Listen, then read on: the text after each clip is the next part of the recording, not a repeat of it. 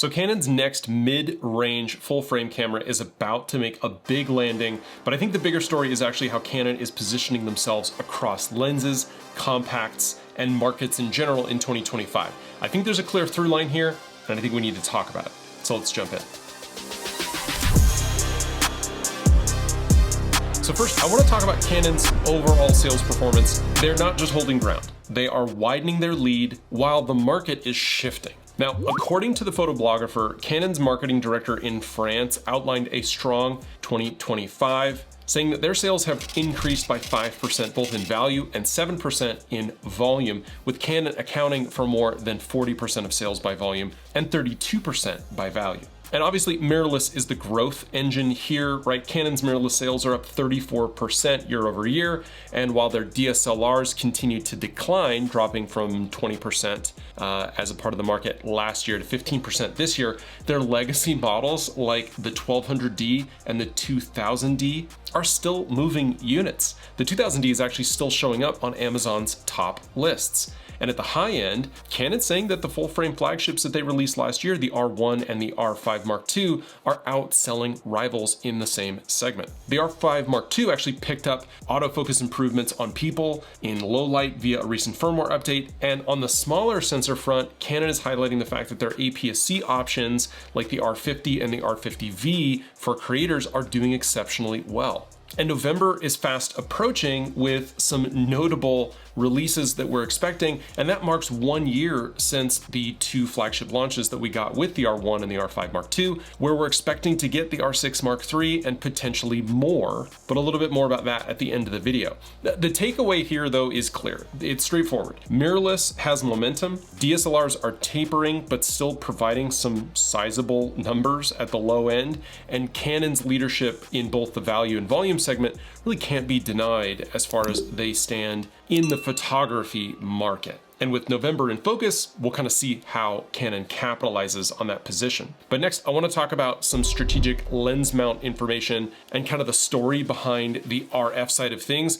that kind of explains a lot of their choices. So it's no question that Canon has extremely tight control on the RF mount, especially when we're talking about full frame. This is a defensive play. And for a long time, we've been thinking, well, this is a defensive play against Tamron and Sigma and brands that have been in the market on the third-party side of things for quite some time, but actually it seems that they may be defending against new and different rivals. And according to Canon rumors, Canon's limited RF mount licensing may be more than about just profit. It could be a calculated response to the rapid advances that are coming from Chinese lens manufacturers. They're pointing specifically to 7 artisans and the evolving side of that market, from ultra-budget optics to credible performers with high-end autofocus like the 85 1.8 that delivers MTF results. That's how we measure kind of the contrast and sharpness of a lens throughout its aperture range. That 85 1.8 delivers results that potentially embarrass some of the branded options, especially when you take into account the price. Another lens that was mentioned was the Viltrox 50mm 1.8 Air, which is far less expensive than the RF 50mm f1.8, which I have right here. And the Viltrox 50mm is far superior when wide open at 1.8 and up through 5.6. And then you think about Laowa's 200mm f2, that's gonna be $1,800, undercutting an OEM Telephoto Prime, considering the fact that the Canon EF 200mm f2L2 USM, right, not even on the RF mount, this is the EF version, is $6,000. Surei's Aura, their 35mm f1.4 and the TT Artisan 17mm f4 tilt shift show how even niche and high-end performance designs are no longer being reserved just for the big brands. And on the feature side, Viltrox is actually rolling out a sophisticated autofocus system like their dual hyper VCM in the 85-1.4 Pro, a technology that we expect to proliferate across their lineup. Canon rumors is arguing that if Canon opened RF fully, lenses from Canon would be more boutique and there would be a flood of cheaper, high-performing alternatives, which for users might actually be better, but it potentially threatens the revenue that they need to do the kind of R&D that then results in new cameras, new technologies, and new lenses. But there's a risk going in the other direction. If you restrict it too much, you alienate budget-minded shooters. And some of these same companies are also going to be coming in on the mount side, like DJI, like Viltrox, positioning camera bodies to launch with aggressive features at potentially lower prices in the flagship tier. So whether Canon loosens the RF mount or doubles down, the competition isn't theoretical, right? We've felt the lens market heating up. If you've been watching my videos for a while, you know that I've been talking more and more about some of these super cool lenses that have been landing, especially in some of the videos that I do on other camera brands and Sony and that sort of thing, because obviously those lenses are hitting on those ecosystems and not in the Canon ecosystem, so I don't mention them as much here on these videos, but they're out there. There's a lot happening right now. So where do you land on the mount control versus the open ecosystem? I think I can pretty clearly figure that most of my viewers and most Canon users in general are hoping that there's more openness. But another update that we're seeing from Canon is the possible return of some of their pocketable cameras. And now we have a little bit more concrete information on the timeline. Now, I mentioned on a video back in the spring that Canon was reported to be moving back into compact camera production, and in some cases moving some of their production around, some of it in China, some of it in Japan. But what was a creation or construction pipeline that had almost been completely shut down was now being ramped back up, which is why it was slower for Canon to respond to some of the more recent interest in compact cameras, was because honestly they shut down their production, but they're stepping back into it on the premium side. And in 2026, we're going to expect more than just nostalgia, an actual response to the real demand for travelers and creators. Now, according to Daily Camera News, Canon is developing two new compact models, the PowerShot SX750HS and the G7X Mark IV. And we had heard that both of these cameras, or these lines, were dead and that everything was being rolled into an EOS level, PowerShot V, V1, V3, V10 kind of direction. And now maybe that's not true. Maybe we'll get a little bit of both, but we're expecting targeted release windows between March and September of next year, with a move that follows the kind of mirrorless focus while the compact segment has been pressured by smartphones. Now, the G7X Mark III had a huge following. It had a 1-inch sensor, it had a fast 1.8 to 2.8 lens, it did 4K video, and the G7X Mark IV is expected to add dual pixel CMOS AF2, 4K 60, and upgrades that will squarely aim it at hybrid shooters and vloggers who've been waiting for Canon's kind of best autofocus to land in a pocketable camera. Now, if you ask me, I thought that was the R50V. I thought that's what they were doing that for. So this almost feels a little split attention. Like, I don't know.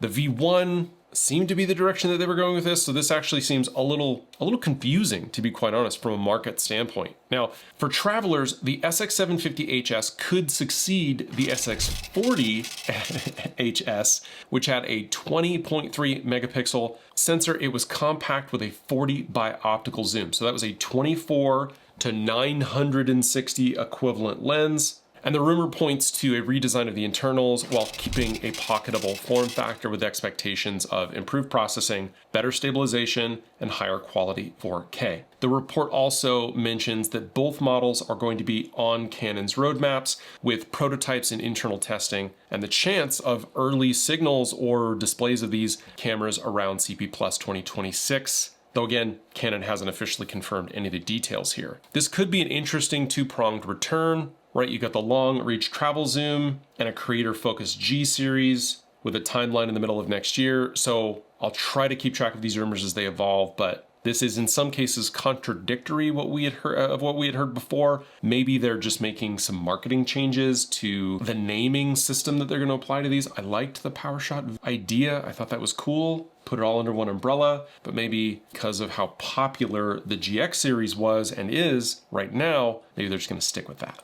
Now, switching from compact cameras to telephotos, there's a patent that is hinting about how Canon may streamline some of the work that it's doing on its big lenses. I've talked about big lenses on the channel before. We've had a lot of patents recently about what Canon calls their big whites. And this update, this design approach update, could potentially make it easier, faster, and cheaper to build lighter versions of these large lenses. Now, according to Canon rumors, a new patent filing shows Canon working through the embodiments that share the front and middle optical groups. This is group B1 and group B2. And then they vary the rear group, what we call group B3, across multiple super telephoto primes. And it's a strategy that could potentially reduce the production time and costs by keeping most of the complex elements common, which means that the rear group actually determines the focal length, and the front two groups honestly can be more efficiently made because they're made in larger volume and they're all made for the same lenses.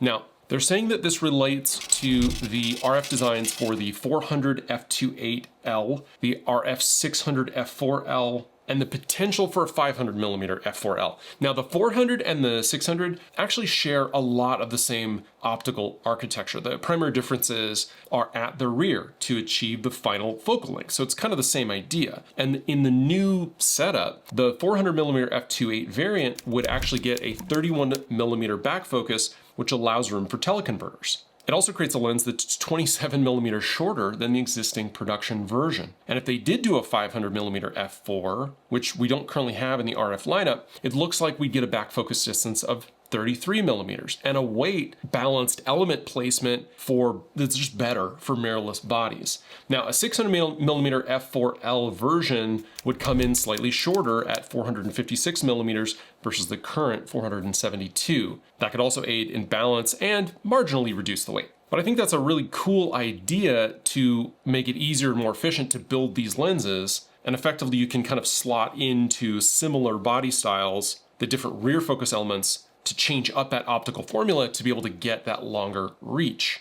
And of course, all the standard caveats apply, right? Patents are a window into R&D. It's not a release plan, but the direction here is pretty clear. They're looking for a common front middle group, modified rears, and designs that are considered for converter compatibility and handling on mirrorless cameras. So if Canon follows through, we may see iterative but meaningful refinements to size as they release newer versions of these lenses with better balance and improved efficiency to manufacturing across these super telephoto lenses. And as a result, we may in the future be able to separate the patents from the products when announcements arrive. But speaking of announcements, let's get to our final story here, which is the R6 Mark III. In my last video on this camera, we were not 100% sure about the release date on this. We were somewhere between the 6th and the 9th with some other dates off at the end of November. But now our understanding is that the 6th is the date that the announcement will happen and that we will get release later in the year, or later in the month rather, that would allow us to buy this camera.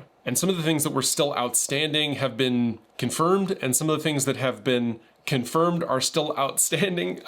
So according to Canon rumors, the R6 Mark III is slated for November 6th. We're expecting to have it priced at $28.99, at least tentatively in the United States. Again, with shipping expected later in November, with the core spec being the 32 megapixel usable sensor shared in the EOS C50. Obviously dual pixel CMOS AF2 with multiple subject detections, a body that's rated for 6.5 stops of IBIS. I did look this up. This is an improvement of 1.5 stops over the R6 Mark II. We'll get that pre-capture feature. We're gonna get the 40 frames per second that it already has. And the thing that I wasn't sure about was that since the C50 does support open gate recording and it's a 7K sensor, while the R6 Mark II is a 6K sensor, the understanding here is that it will support open K.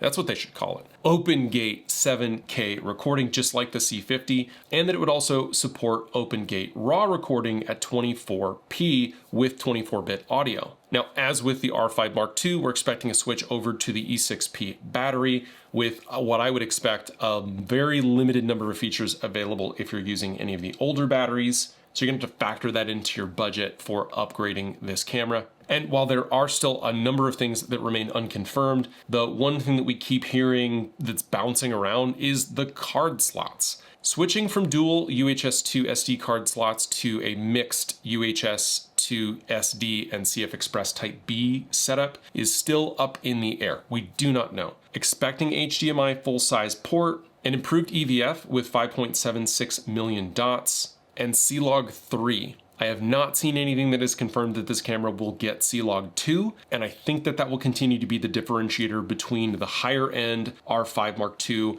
and the C50 from the R6 Mark III, which I'll be real honest, kind of sucks because it's just a log curve. That's all it is. To my understanding, please correct me down in the comments if I'm incorrect here. It doesn't take anything other than software to be able to record in that log curve. Now, there's been some chatting about vented external cooling solutions, which I believe they'll do because the understanding here is that they're going to be mimicking a lot of the improvements that we had in the R5 Mark II, bringing the size of the body, the shape of the body a little bit more in line with that camera. Though, again, still not on the table is whether or not the digic accelerator will be included. But this is the first time on the autofocus side that we're hearing that the camera would potentially be able to store up to 100 faces for AF recognition, which means that we would get people priority. Now, if you remember back, people priority is the feature that came out in the R3. It relies on the Digic X processor. It does not require the Digic accelerator. So you could potentially get people priority, which is wonderful for events like weddings